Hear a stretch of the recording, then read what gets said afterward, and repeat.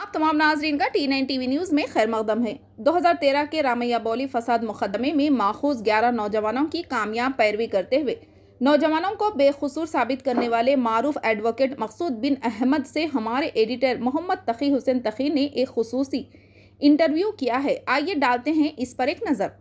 Channel को like करें, share करें और सब्सक्राइब करना ना भूलें। 2013 में शहर महबूबनगर के महल रामाबोली में हनुमान मंदिर को नुकसान पहुंचाने के इल्ज़ाम में उस वक्त पुलिस इंस्पेक्टर बालाजी ने महल रामाबोली और दीगर मलाजात के 11 नौजवानों को इस मुकदमे में माखूज करते हुए उन पर मुख्तलिफ दफ़ात के तहत मुकदमा दर्ज किया था और 9 साल पूरे ये मुकदमा मोबाइल कोर्ट महबूबनगर में चला। 9 साल के बाद आज वह तमाम 11 मुलजिमान वो मुस्लिम नौजवान जो इस मुकदमे में माखूज किए गए थे तमाम के तमाम बाइज़्ज़त बरी हुए हैं। इनकी इस बराअत में शहर महबूबनगर के मशहूर और मारूफ एडवोकेट मकसूद बिन अहमद ज़ाकिर एडवोकेट का बहुत अहम रोल रहा है। इन्होंने बिला मुआवजा इन नौजवानों की पैरवी की और कामयाब पैरवी की और आज अदालत को इन तमाम नौजवानों को बाइज़्ज़त बरी करना पड़ा। नाज़रीन, मैं आपको एक और बात बताते चलूँ कि इन 9 साल में इन नौजवानों ने काफ़ी अजियत का सामना किया, ज़हनी अजियत का सामना किया। महकमा पुलिस ने तो इन पर मुकदमा दर्ज कर दिया, लेकिन ये 9 साल इन नौजवानों के मुस्तकबिल को तारीख बना दिया। इसमें से कई नौजवान ऐसे थे जो बैरून मुल्क जाकर अपनी ज़िंदगी को संवारने वाले थे। कई नौजवान ऐसे थे आला तालीम हासिल करके अपने मुक़द्दर को संवारने वाले थे। कई नौजवान ऐसे थे जो अपनी ज़िंदगी में आगे बढ़ने की ख्वाहिश रखते थे, लेकिन इस मुकदमे की वजह से इन तमाम 9 नौजवानों की ज़िंदगी वहीं रुक गई जहां 2013 में थी। लेकिन हमारे मारूफ एडवोकेट मकसूद बिन अहमद ज़ाकिर एडवोकेट की कामयाब पैरवी, उनके मातहतीन की कामयाब पैरवी ने अल्हम्दुलिल्लाह इन नौजवानों को आज बाइज़्ज़त बरी करवा दिया है। तो आइए इस मौके पर मैं जनाब ज़ाकिर साहब एडवोकेट के साथ मौजूद हूँ और उनसे जानने की कोशिश करते हैं कि ये मुकदमा क्या था, किस तरह इन्होंने इन नौजवानों की रिहाई के लिए पैरवी की, मौसर पैरवी की। अस्सलाम वालेकुम ज़ाकिर साहब। ज़ाकिर साहब, जैसा कि आप बखूबी हम बखूबी वाकिफ़ हैं कि जिस तरीके से आपने इस मुकदमे में पैरवी करते हुए इन 11 नौजवानों को बरी करवाया। नाज़रीन, मैं एक और बात यहाँ पर बताना चाहता हूँ कि मकसूद बिन अहमद ज़ाकिर एडवोकेट का ये पहला मुकदमा है जो इन्होंने बिला मुआवजा पैरवी की है। इससे पहले भी मक्का मस्जिद बम ब्लास्ट के केस में भी इन्होंने बिला मुआवजा पैरवी की है और कई मौक़ों पर महबूबनगर मुत्तहिदा ज़िला महबूबनगर के मुख्तलिफ इलाक़ों से जब नौजवानों पर मुकदमा दर्ज होते थे तो ज़ाकिर साहब जो है उसकी बिला मुआवजा पैरवी करते आए हैं और आज भी इन्होंने इस मुकदमे की पैरवी बिला मुआवजा की। तो सबसे पहले मुबारकबाद पेश करते हुए मैं ज़ाकिर साहब से मैं जानने की कोशिश करता हूँ कि ये मुकदमा क्या था, इसकी नौइयत क्या थी और किस तरह ये नौजवान जो है सो इस मुकदमे में माखूज किए गए। जैसा कि आप लोग जानते हैं 2013 26 जनवरी 2013 और 13 रबीउल अव्वल के दिन एक अलमास फंक्शन हॉल के बाजू हनुमान टेम्पल के नाम पर एक फसाद बर्पा किया गया। ये कहा गया कि मुसलमान ने उस आइडल को धक्का पहुंचाया। उसके साथ ही उस वक्त के एमएलए जो बीजेपी का एमएलए थे, इख्तिदार उनका था। एक ग्रुप्स की शक्ल में लोग निकले एहतजाज के नाम पे।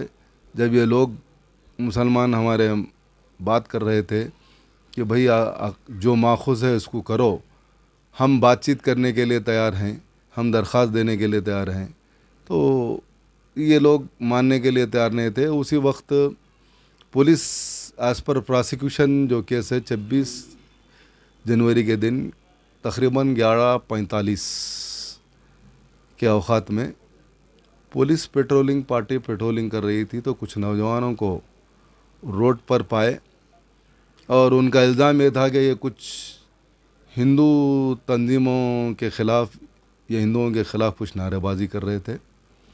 और उसी वक्त एक बस वनपर्ती डिपो की वहाँ से गुज़र रही थी। फिर ये इल्ज़ाम लगाया गया कि ये बच्चे उस बस को नुकसान पहुँचाए और पुलिस पर जो तयन ड्यूटी पे थे वो लोगों की ड्यूटी को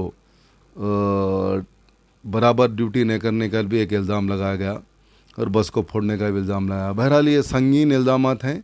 अगर क़ानूनी नज़र से अगर देखेंगे तो इनको 147, 148, 149, 353 153A, 427, 350, 341 और section 3 and 4 of PDPP act, इतने संगीन जराइम में इन बच्चों को मुलविस किया गया। यानी पुलिस का मामला ऐसा था कि ये बच्चे इसके ज़िम्मेदार हैं और इनके ख़िलाफ़ चार्जशीट दाखिल की गई। वैसे तो इंशाल्लाह 22 बच्चों के ख़िलाफ़ केस दर्ज हुआ और उस वक्त के इंस्पेक्टर ऑफ पुलिस ने ये बात बताई कि ये अगले 20-10 बच्चे मिल नहीं रहे हैं, जब कभी मिलेंगे इनके ऊपर मुकदमा करेंगे। यानी एक तलवार अभी बाकी रखे हुए हैं ये लोग, ऐसा नहीं कि टोटल क्लोज करे हैं। तो ये 10 बच्चे कहाँ हैं? कुछ लोग मैं समझता हूँ बाहर चले गए, जिनके नाम इसमें चार्जशीट में बताए गए हैं, वो यहाँ हिंदुस्तान में नहीं है, अपने अपने काम कर रहे हैं। तो इस तरीके से ये खैर पुलिस की शिकंजे से तो बच गए हैं, लेकिन केस तो इनके ऊपर अभी बाकी है। ये 11 बच्चों के लिए जब देखा गया, जब चार्जशीट डाली गई, इसके बाद कोर्ट कागनेंस लेने के बाद ये बच्चों का ट्रायल जब शुरू हुआ, तो जब ये महसूस किया गया प्रोसिक्यूशन तो पूरी एड़ी चोटी की ज़ोर लगाए कि इन बच्चों को, इन पे इल्ज़ाम साबित हो और इनको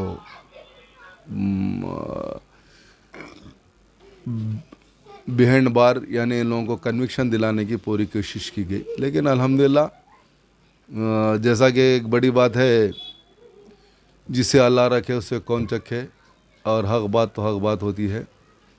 तो इस तरीके से प्रोसिक्यूशन की पुलिस की तरफ से 10 विटनेसेस को एग्ज़ामिन किया गया, जिसमें आप सबसे बड़ी देखने वाली बात यह है कि ये केस सोमेटिव रजिस्टर किया गया। पुलिस वालों की तरफ से ये केस किया गया, पुलिस की तरफ से चार्जशीट की गई और ये लोगों को, गवाहों को भी पेश किया गया। बहरहाल मुदल्लिल बहस हुई इसमें और बहुत ही अच्छी तरीके से क्रॉस एग्ज़ामिनेशन हुआ, जिसमें बहुत सारी चीज़ें खुल के आईं, जिससे जज साहब को क़ानूनी हैसियत जब हम बताएं कि पुलिस वालों के केस के हिसाब से पुलिस स्टेशन से जो सीन ऑफ ऑफेंस है 200 मीटर पे है।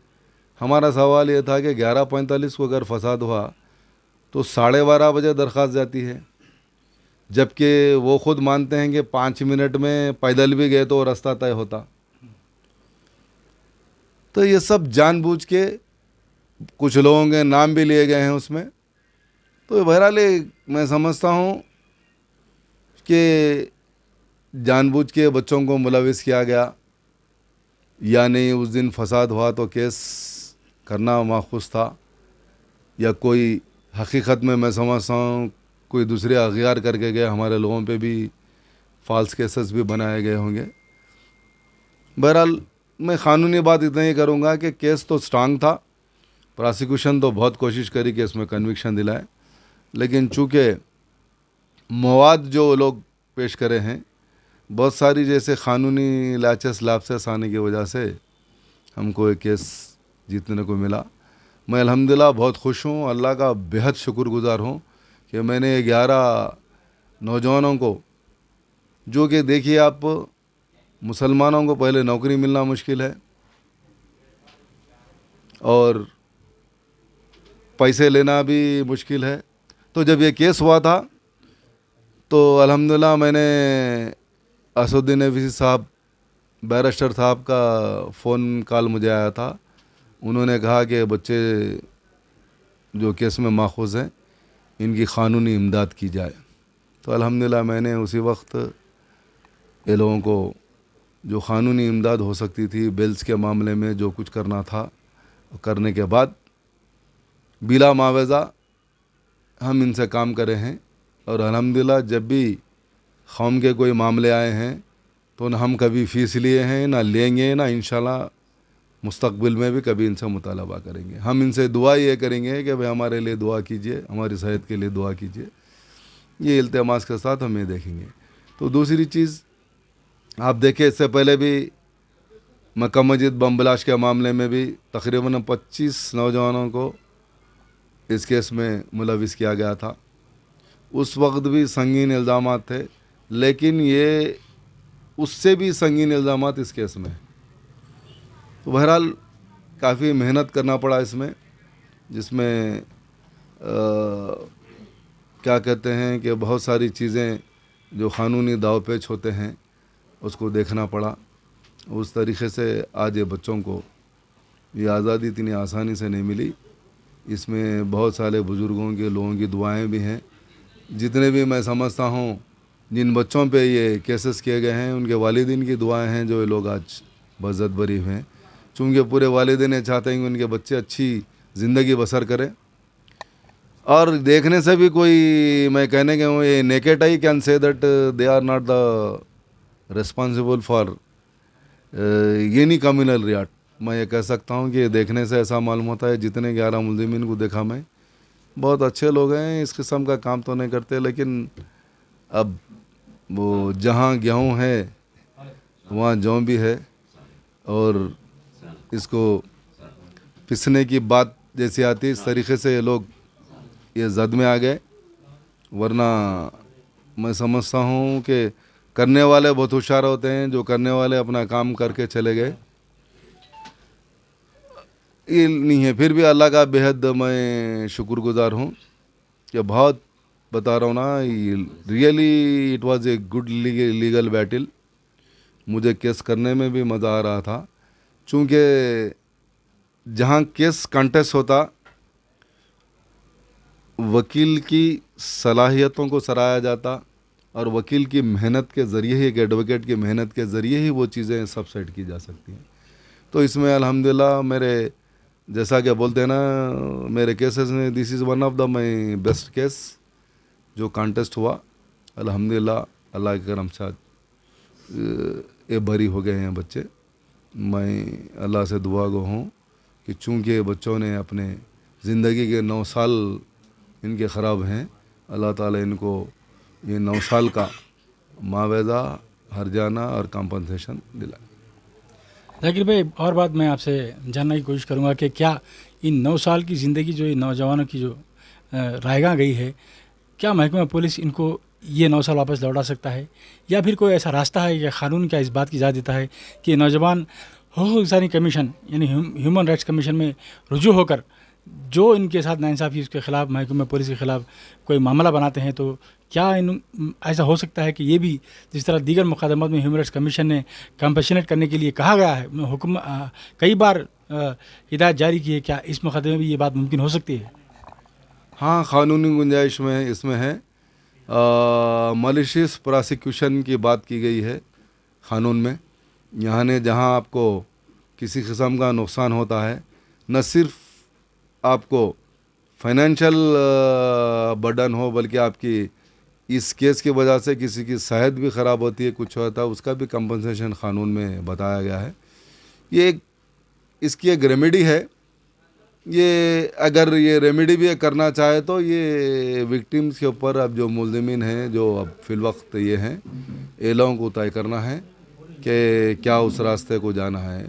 अगर वो लोग सब चाहते हैं इस तरीके से करना, तो इंशाल्लाह हमारे पास, मैं समझता हूँ, मजलिस की लीगल एड में बहुत सारे लोग हैं। हम ज़रूरत पड़ी तो इंशाल्लाह बैरिस्टर साहब से इस मामले में बात करेंगे, और हैदराबाद के एडवोकेट्स को ज़रूरत पड़ी तो वहाँ इनके लिए वो भी काम करने के लिए देखेंगे।